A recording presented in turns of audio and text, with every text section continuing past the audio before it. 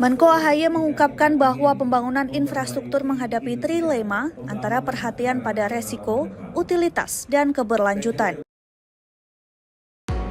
Dulu, manajemen resiko hanya dianggap sebagai bagian dari asuransi. Namun, seiring perkembangan industri dan regulasi global, manajemen resiko kini menjadi strategi utama dalam menjaga keberlanjutan organisasi. Di Indonesia, upaya standarisasi telah dimulai sejak era kolonial dengan didirikannya normalisasi erat. Kini, peran tersebut dijalankan oleh Badan Standarisasi Nasional atau BSN untuk memastikan kualitas dan daya saing industri nasional. Standarisasi dan penilaian kesesuaian menjadi alat utama dalam pengelolaan risiko. Dengan regulasi yang jelas, organisasi dapat mengelola ketidakpastian dan meningkatkan daya saing.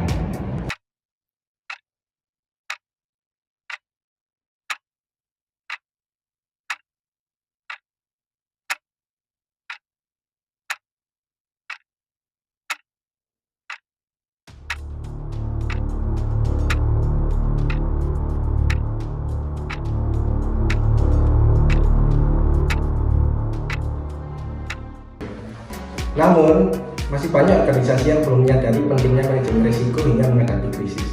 Bagaimana cara mereka bertahan?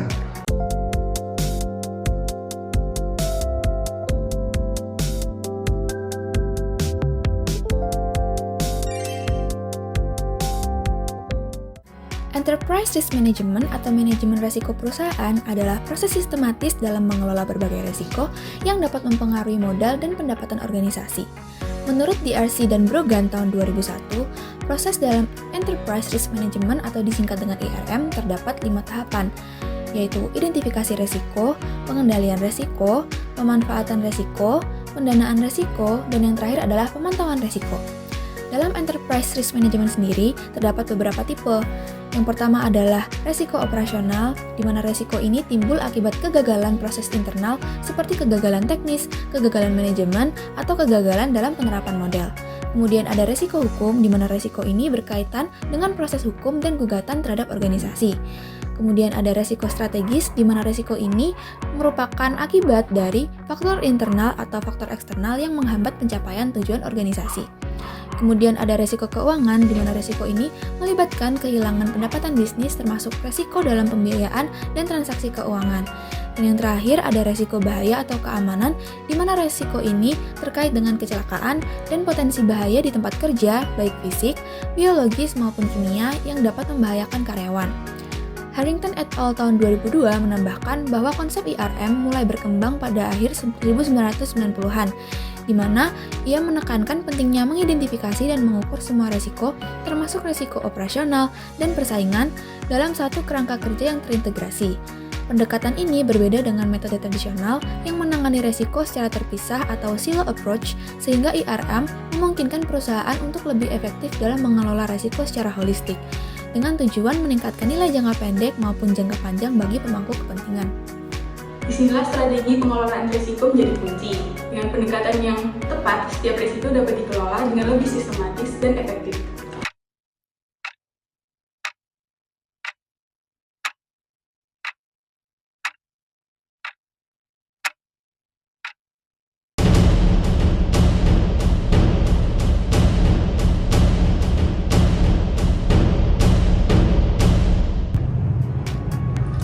Setiap organisasi menghadapi resiko, baik dalam dunia bisnis, pemerintahan, maupun industri, tantangan selalu ada. Lalu, bagaimana cara menghadapi resiko dengan efektif?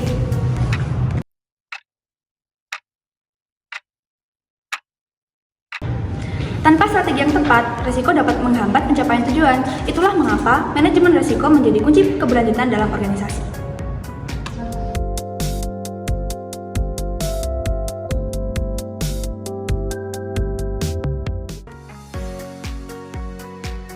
Pengendalian internal menurut COSO atau Committee of Sponsoring Organization merupakan sebuah proses yang dijalankan oleh manajemen, dewan direksi, dan karyawan untuk memastikan bahwa operasional berjalan efektif, laporan keuangan dapat diandalkan, serta seluruh aktivitas organisasi mematuhi hukum dan regulasi yang berlaku.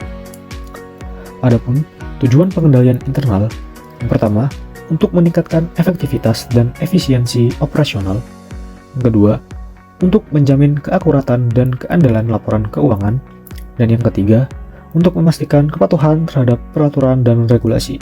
Kemudian, adapun fokus utama dari pengendalian internal, terdapat beberapa aspek utama, yakni yang pertama adalah aspek tata kelola dan budaya, yang menekankan pentingnya struktur tata kelola dalam organisasi, serta penciptaan budaya kesadaran risiko. Yang kedua, aspek penetapan strategi dan tujuan. Jadi bagian penting dengan memastikan bahwa manajemen risiko selaras dengan strategi bisnis dan mempertimbangkan risiko dalam proses perencanaan. Yang ketiga adalah aspek kinerja. Perlu menekankan pada identifikasi, penilaian, dan respons terhadap risiko yang dapat mempengaruhi pencapaian tugas organisasi serta pemanfaatan informasi risiko untuk meningkatkan kinerja bisnis. Yang keempat adalah aspek tinjauan dan revisi, yang bertujuan untuk mengevaluasi efektivitas strategi dan proses manajemen risiko serta mendorong perbaikan berkelanjutan. Yang terakhir adalah aspek informasi, komunikasi, dan pelaporan. Aspek ini menjadi elemen penting dalam memastikan bahwa informasi risiko tersedia bagi pengambil keputusan dan komunikasi mengenai risiko dilakukan secara efektif di seluruh organisasi. Kemudian, adapun 5 komponen utama dari pengendalian internal COSO. Yang pertama adalah dari lingkungan pengendalian, meliputi kode etik, kebijakan, prosedur, dan struktur organisasi yang mendukung pengendalian internal. Yang kedua, dari aspek penilaian risiko, perlu mengidentifikasi serta menganalisis risiko yang dapat menghambat pencapaian tujuan organisasi. Yang ketiga, aspek aktivitas pengendalian, prosedur yang diterapkan untuk mengurangi dan mengelola risiko yang ada. Yang keempat adalah aspek informasi dan komunikasi, penting untuk menyediakan serta menyebarkan informasi terkait risiko di seluruh organisasi. Yang kelima, aspek pemantauan, perlu mengawasi serta menilai efektivitas sistem pengendalian internal secara berkelanjutan. Dengan menerapkan pengendalian internal berbasis COSO, perusahaan tidak hanya dapat melindungi asetnya, tetapi juga meningkatkan efisiensi, produktivitas, serta membangun budaya dan struktur organisasi yang lebih kuat. ISO 31000 adalah standar internasional yang menyediakan prinsip dan pedoman dalam manajemen risiko dengan pendekatan komprehensif untuk mengidentifikasi, menganalisis, mengevaluasi, menangani, memantau, dan mengkomunikasikan risiko di seluruh organisasi. Tujuannya yaitu antara lain yang pertama, meningkatkan kemungkinan tercapainya tujuan organisasi. Yang kedua, mengidentifikasi peluang dan ancaman secara lebih efektif. Dan yang terakhir, mengoptimalkan penggunaan sumber daya dalam penanganan risiko. Kemudian komponen utamanya yaitu yang pertama, prinsip panduan dasar untuk efektivitas manajemen risiko. Kemudian yang kedua, kerangka kerja, yaitu struktur dan mekanisme implementasi dalam organisasi. Kemudian yang terakhir, proses manajemen risiko, yaitu adalah tahapan sistematis dalam mengelola risiko. ISO 31000 diterapkan di berbagai organisasi termasuk industri keuangan, kesehatan, energi, sektor publik, dan perusahaan berbasis proyek untuk membangun budaya manajemen risiko. ISO 31000 membantu organisasi menghadapi ketidakpastian dan memaksimalkan peluang dalam mencapai tujuan.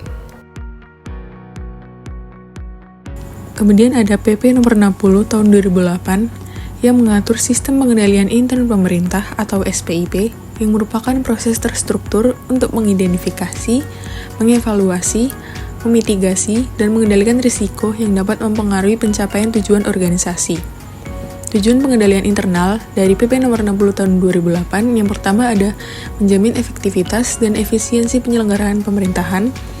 Yang kedua ada meningkatkan keandalan pelaporan keuangan dan keamanan aset negara. Yang ketiga ada menjamin kepatuhan terhadap peraturan perundang-undangan.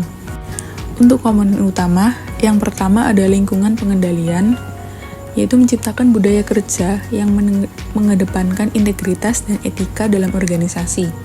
Yang kedua ada penilaian risiko, menganalisis risiko yang dapat menghambat pencapaian tujuan. Yang ketiga ada kegiatan pengendalian, yaitu menerapkan kebijakan dan prosedur yang diperlukan untuk mengurangi atau mengendalikan risiko yang ada. Kemudian yang keempat, informasi dan komunikasi, menyediakan informasi yang relevan dan memastikan komunikasi yang efektif. Yang kelima ada kerangka kerja, yaitu mengembangkan sistem dan prosedur yang mendukung efektivitas pengendalian internal. Yang keenam ada pemantauan pengendalian intern, yaitu melakukan evaluasi berkala untuk memastikan sistem pengendalian berjalan sesuai dengan rencana yang ada.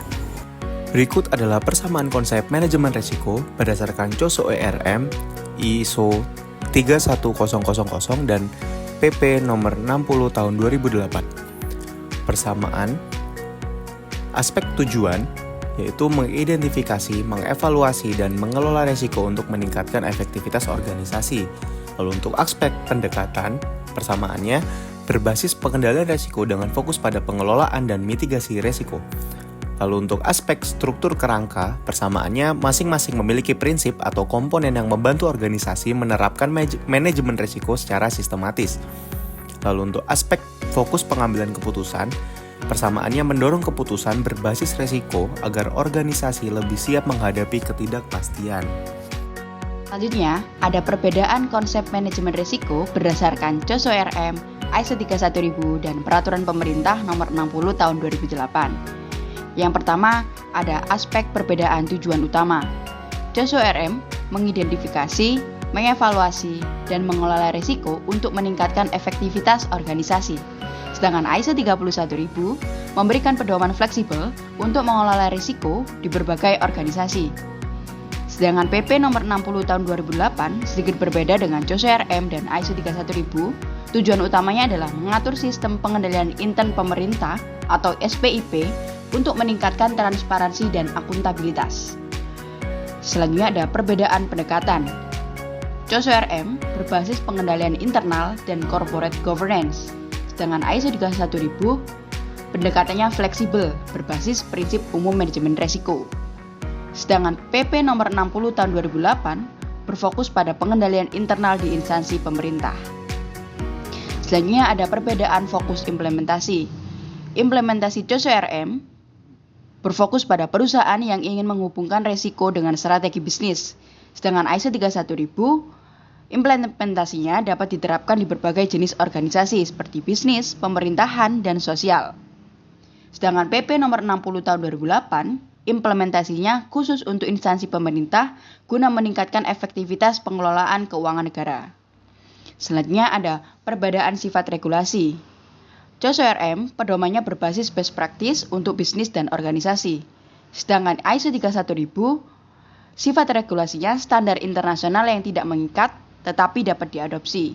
Sedangkan PP nomor 60 tahun 2008 regulasi wajib diterapkan oleh instansi pemerintah di Indonesia.